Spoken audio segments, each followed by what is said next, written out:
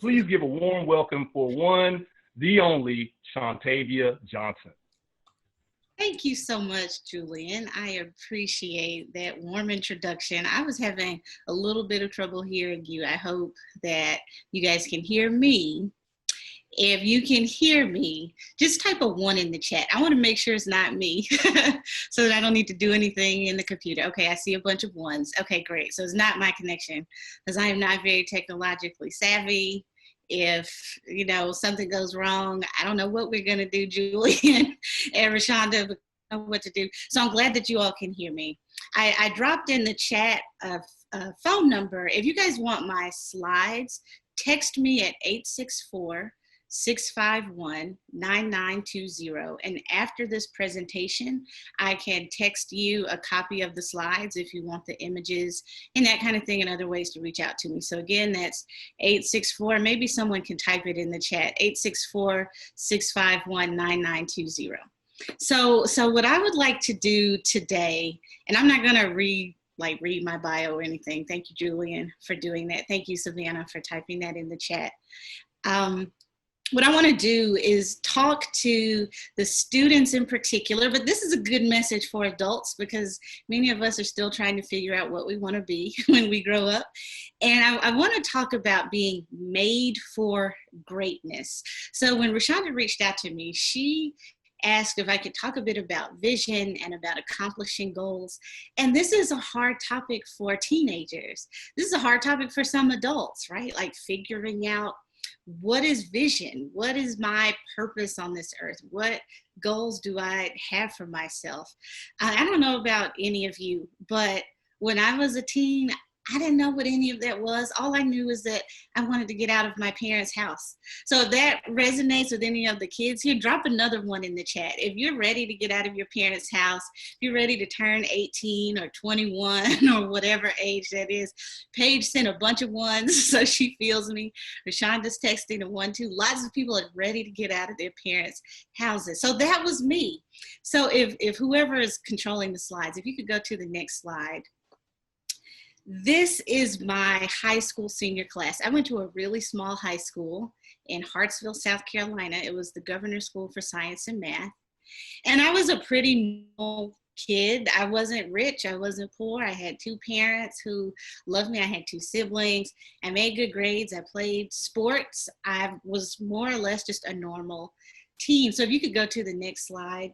Whoever is controlling the slides. So that's me in the front. Obviously, I didn't have the best decision-making skills. This is our senior picture, and this is me and like 3 or 4 of my friends at the bottom acting like 17-year-olds can act. And so I didn't really think that I was so special or so great or so different or whatever.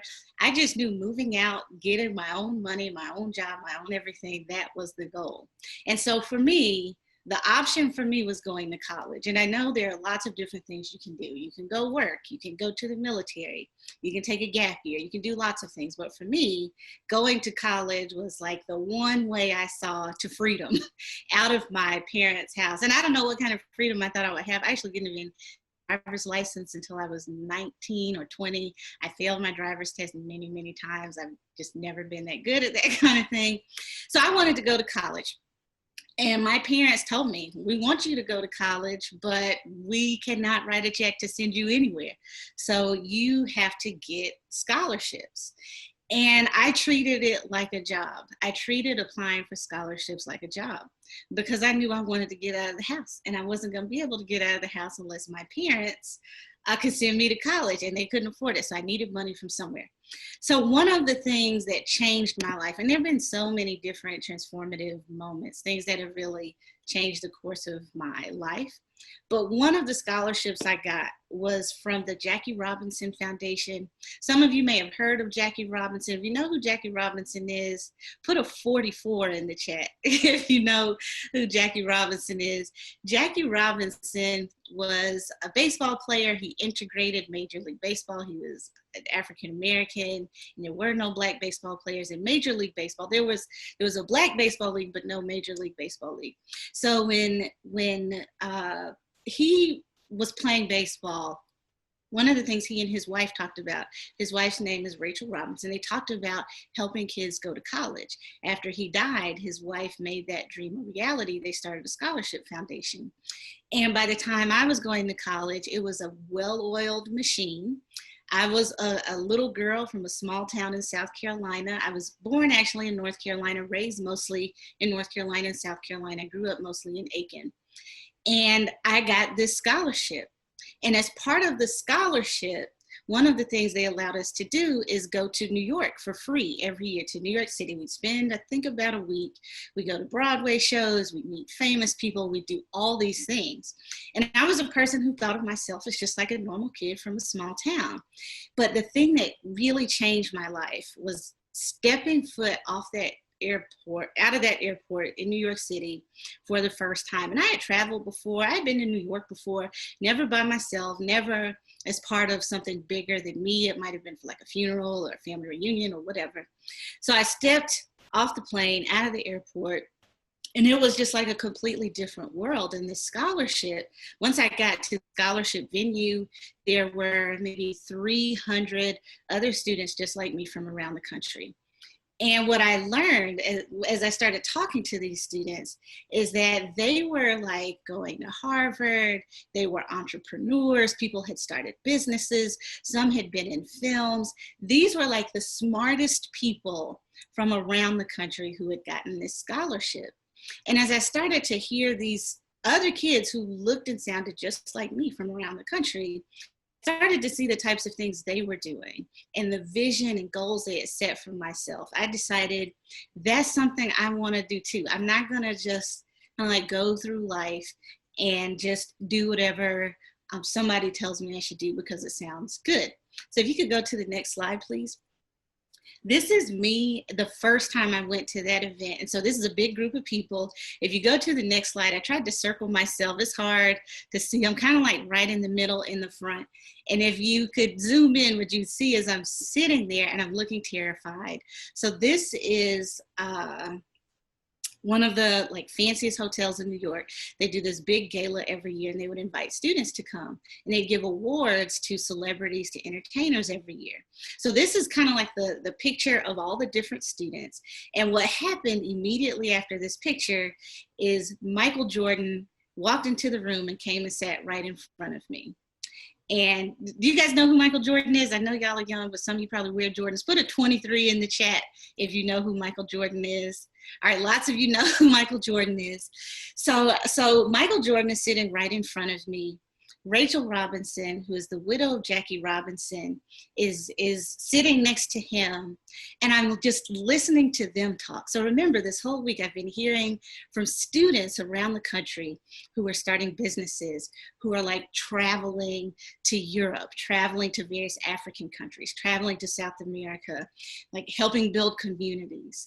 And then Michael Jordan and Rachel Robinson are sitting next to me. And this is 20 something years ago. So Michael Jordan in particular is still very popular, but very, very popular then. And I'm listening to them talk. And Michael Jordan is talking about how he just got off the plane from somewhere, like his private jet. He's talking about like a new deal he's working on with Nike. And he's talking to Rachel Robinson about how much money he wants to give to students for scholarships next year because he's so impressed by what he's seeing this year. So as I'm having this experience, what I decided really in that moment, I was 18 years old, was that I really need a plan. You know, I'm sitting here in the middle of all of this greatness.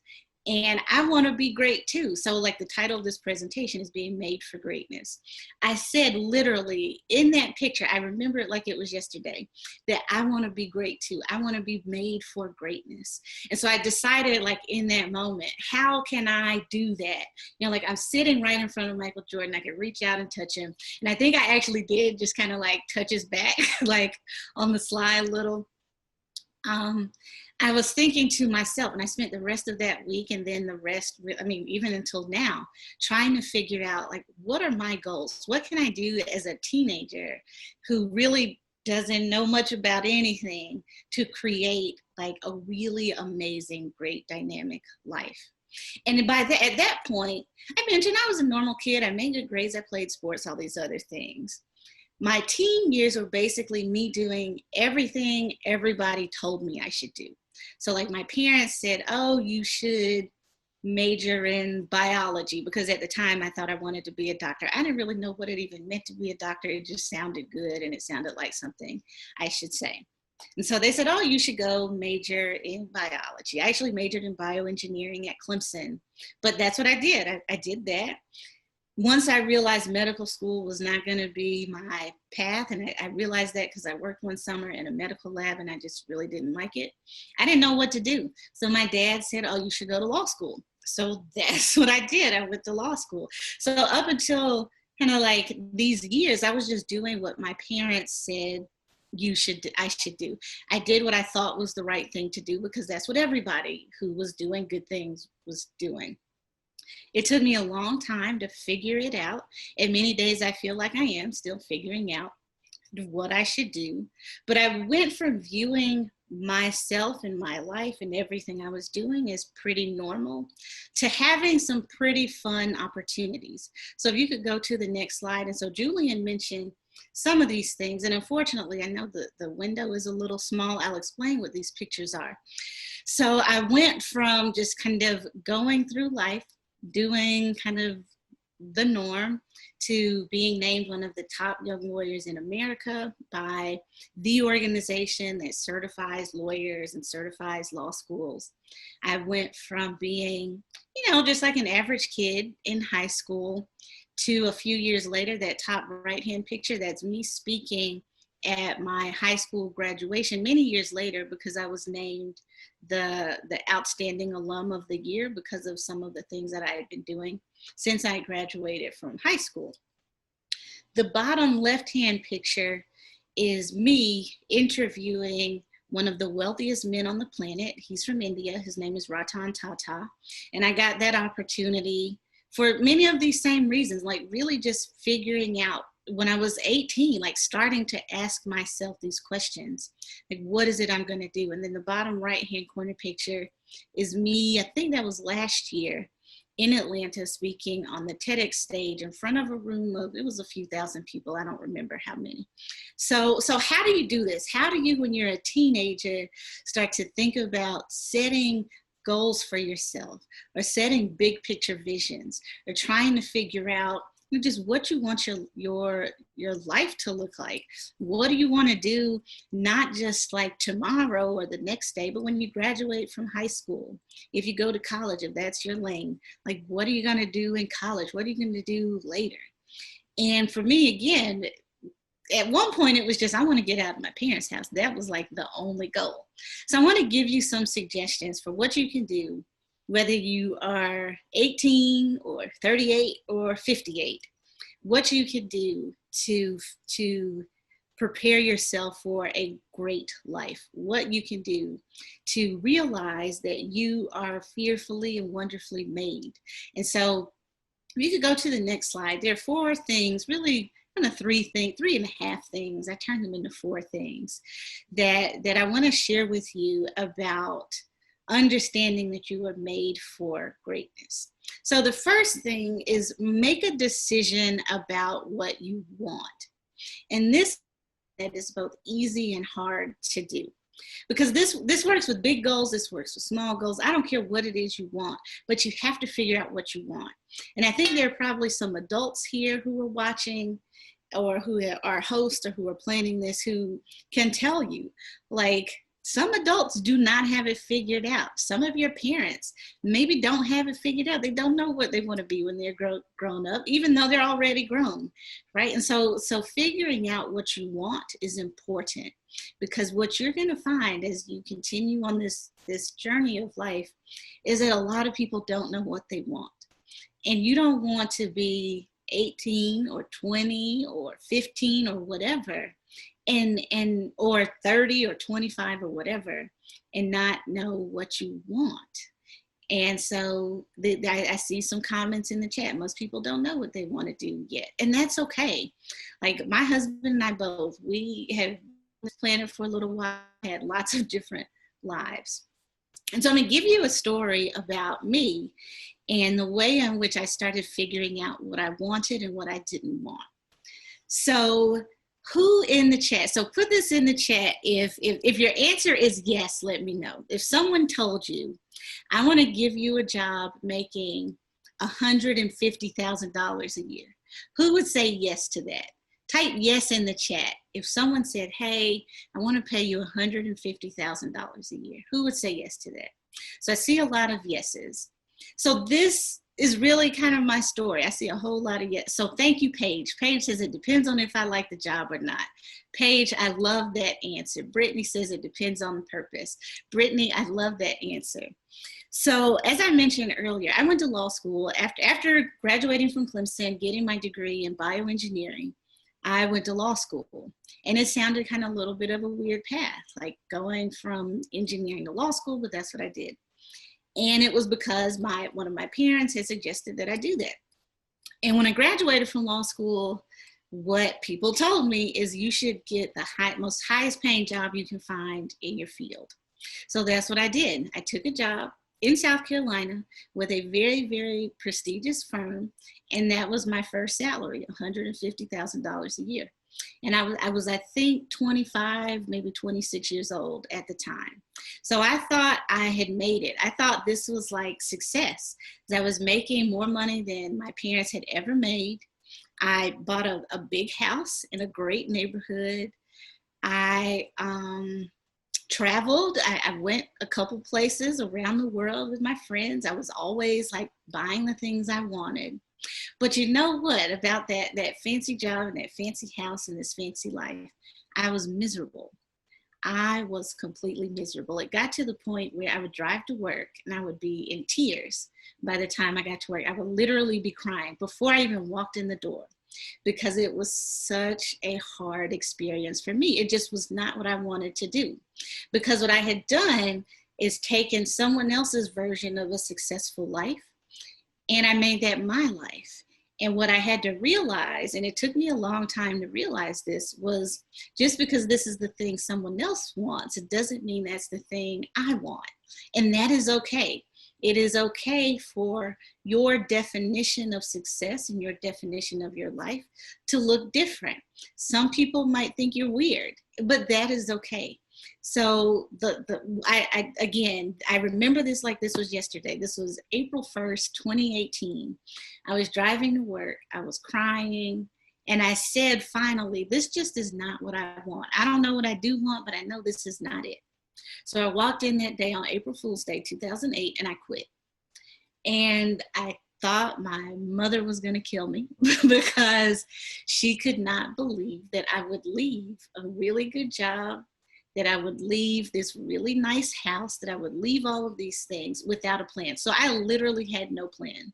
I didn't have another job to go to. I didn't have anything other than a desire to get out of there. So let me tell you what I did. So if you could go to the next slide. I quit. I cut all my hair off. I dumped my boyfriend who I was dating at the time. And I left South Carolina. And if you could go to the next slide. I went to South Africa. And I went to South Africa. I stayed there for a few months. And I just wanted to like clear my head. I wanted to figure out what is it that I want in this life, because I just didn't know. So when I got to South Africa, I did a few things. I took some classes. I thought maybe it was the practice of law, not necessarily the practice of law, but that I wanted to do something different. So I studied some different types of law. I worked for a judge. I did some volunteering. I traveled all around the country, all around South Africa. So South Africa is the southernmost country on the African continent. And I lived in a really, really nice neighborhood, one of the wealthiest neighborhoods I've ever lived in my life. It felt like I was living in New York. And like my neighbors were very wealthy. They were driving like Bentleys and Lamborghinis and like all these very rare, expensive cars. So this was a very, very nice experience for me. But what I realized when I was there was I had not really been living my own life. I had been living somebody else's version of success. So I just started doing what I wanted to do. So I think it's Isha asks, why South Africa? So South Africa at the time had a program for lawyers and people who were studying law to come and like learn about different legal systems. I found it online. So that's why I chose South Africa. And I actually knew some people who were there. And I've always loved to travel. So South Africa was the place. And it felt kind of like going back home. Civilization started in that very part of the planet. And so I felt like South Africa was the place for me to go. So when I was there, I just started doing what I wanted to do, including like ridiculous things. So if you could go to the next slide. This is one of the things that I did. I went bungee jumping from the highest bungee facility on the planet. So there's not a place where you can bungee jump on Earth that is higher or more scary than this place. So I did things like that. I went swimming with great white sharks. I just did all kinds of things. I ate food I would probably never eat in the United States. And so I started trying to figure out, like, what are the things that I really like to do? And so for you, what I would suggest to all of you is ask yourself, like, what are the things I like to do? Not what are the things your parents tell you should do, not what are the things your teachers tell you should do, but what are the things you really enjoy doing?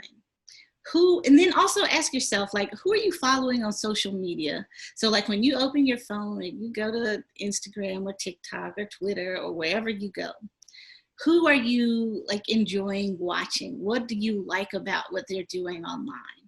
When you don't have school, or if it's the weekend, or if it's the summertime, what are the things that you're doing at home? What are the things that you are doing to volunteer your time? Just like, what are the things that you really like? Because what I believe so I believe in God, whoever you believe in or whatever you believe is fine. But I believe that we're put on this earth for a reason. And I believe that life gives us clues.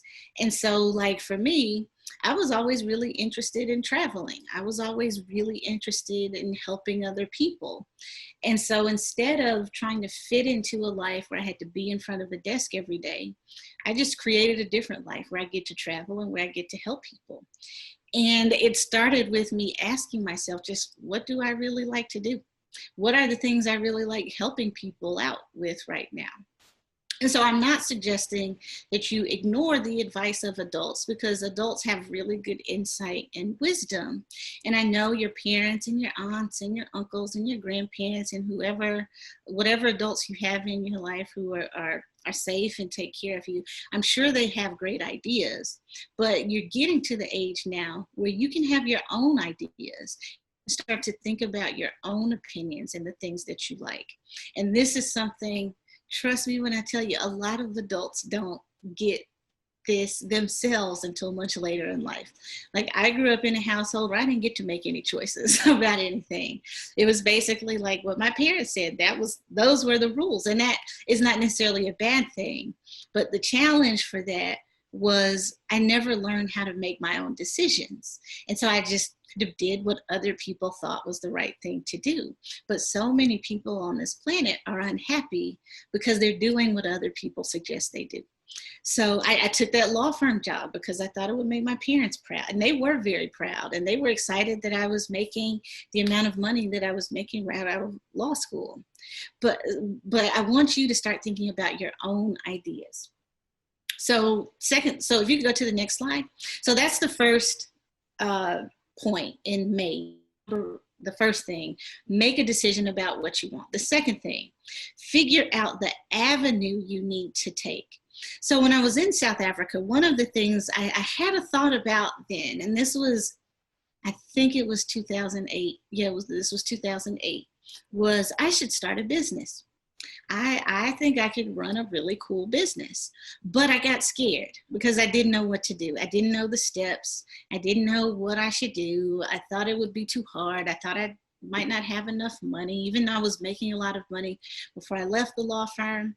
The job I took after I left the law firm, and so the adults who are here will understand this probably more than their kids, but I took a job making $100,000 less than what I was making before.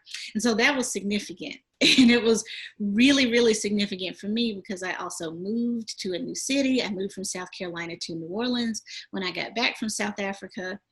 And so it was scary. It was like a very scary time for me for a lot of reasons. And so what I allowed to happen, I allowed fear to dictate my next steps, because I had that thought that this is really what I want to do, but I was afraid because I just didn't know the steps. So what I want to suggest to all of you is, don't be afraid. Just figure it out. Like, take the step. There's a woman who I follow, who I respect her work a lot. Her name is Marie Forleo. And one of the things she says is clarity comes from engagement, not thought. And what she means by that is you get really clear on whether or not something is the right thing for you to do when you try it. And the only way to try things really is to figure out the steps you need to take. And there's never been a better time in history for you to figure out the steps you need to take. So I want to give you an example of a kid who has figured out something he likes to do and has become very successful doing it. So if you could go to the next slide. Does anybody recognize this kid? I bet some of the teens here and maybe some of the parents recognize this kid. Does anybody know who this kid is? If you know who this kid is, can you type his name in the chat? Does anybody know who this kid is? So yeah, so a lot of you know who this is. Ryan. This is Ryan, I can't remember his last name, but he has a YouTube channel and it's called Ryan's Toy Reviews. Ryan started making these videos when he was like 5 or 6. His net worth today, and I think he's like 9 or 10 or something right now, his net worth is $120 million. And what Ryan does is pick up toys and review them. His parents, I assume at least they used to, I'm sure they're not buying anything now, but they would buy toys, they would record him playing with them, and he'd talk on the video about whether he liked the toys or not.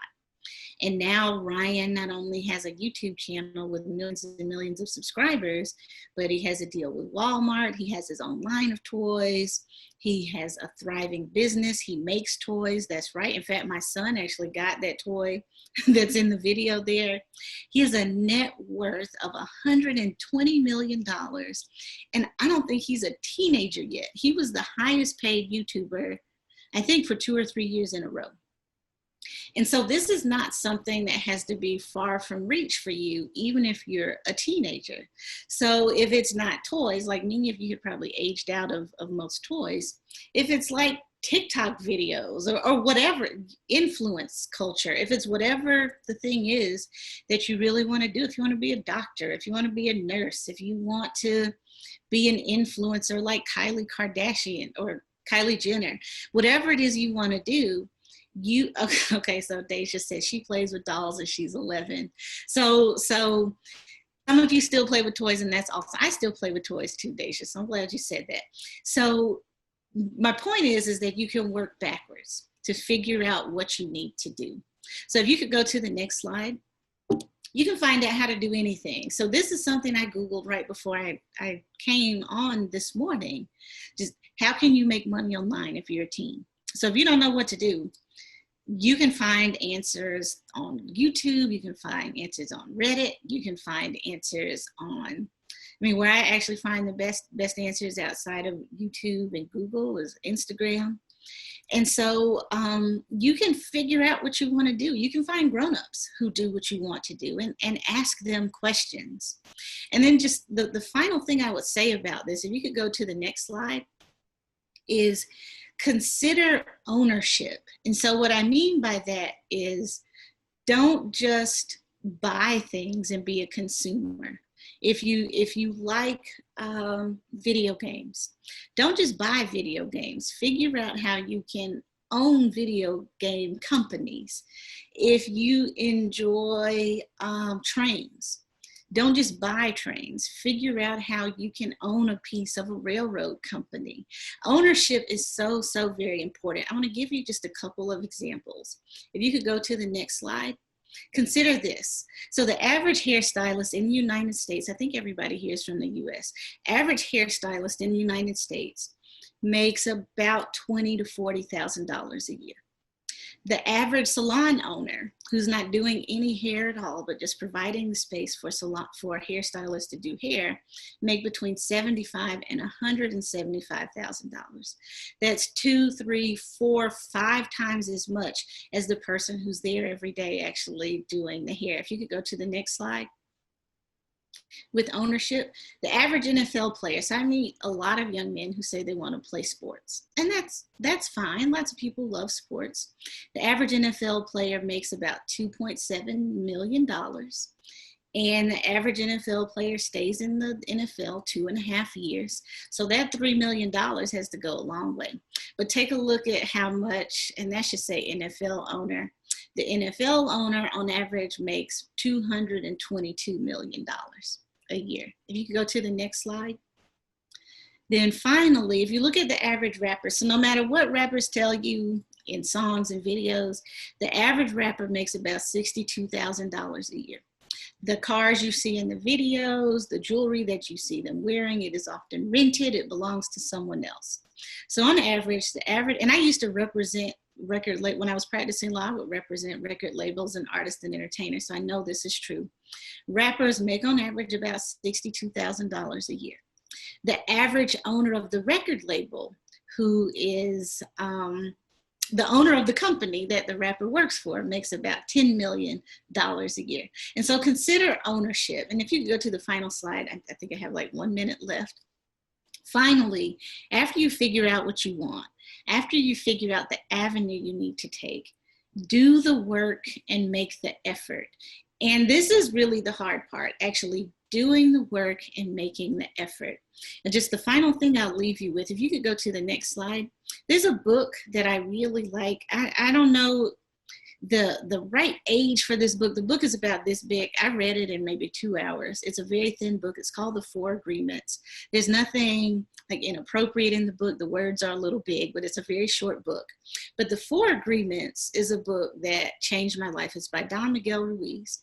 And essentially he says there are 4 agreements you should make with yourself to have a great, successful life. If you could go to the next slide. The 4 agreements are: be impeccable with your word. Don't take anything personally. Don't make any assumptions, and always do your best. And so in just 20 seconds, what I want to suggest to you about this is, with this final point in particular, because I know I don't have much time left, always do your best. Your best is going to change from moment to moment. It'll be different if you're healthy or sick. It'll be different when you're feeling good versus when you're feeling bad. It'll be different based on what's happening with your parents and your siblings and your family. But under any circumstance, just do your best, and you will avoid a lot of the mistakes that other people make. These other agreements are important too: not taking anything personally, not making any assumptions, and always being impeccable with your word, meaning speaking with integrity. The author's name is Don Miguel Ruiz. That's D-O-N Ruiz, R-U-I-Z. Don Miguel Ruiz. Thank you, Savannah. And these are the principles that I live my life by. When I'm starting a new project and I need to do the work, this is where I start. Like, it's not always going to be perfect, and that's okay. It's okay not to be perfect, but you want to make sure you're doing your best. You're not taking things personally, meaning if nobody wants to help you, maybe they just have other things going on. It's not a slight to you. Always do the things you say you're going to do. Be impeccable with your word. Don't lie to people. Don't be misleading to people.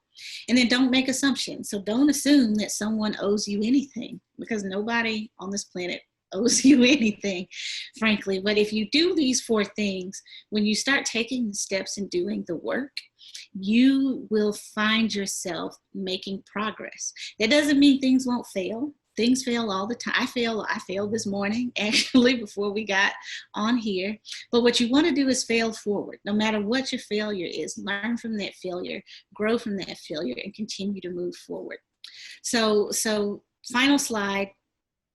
These are the things I think you can do to make a difference every day, to realize that you are made for greatness.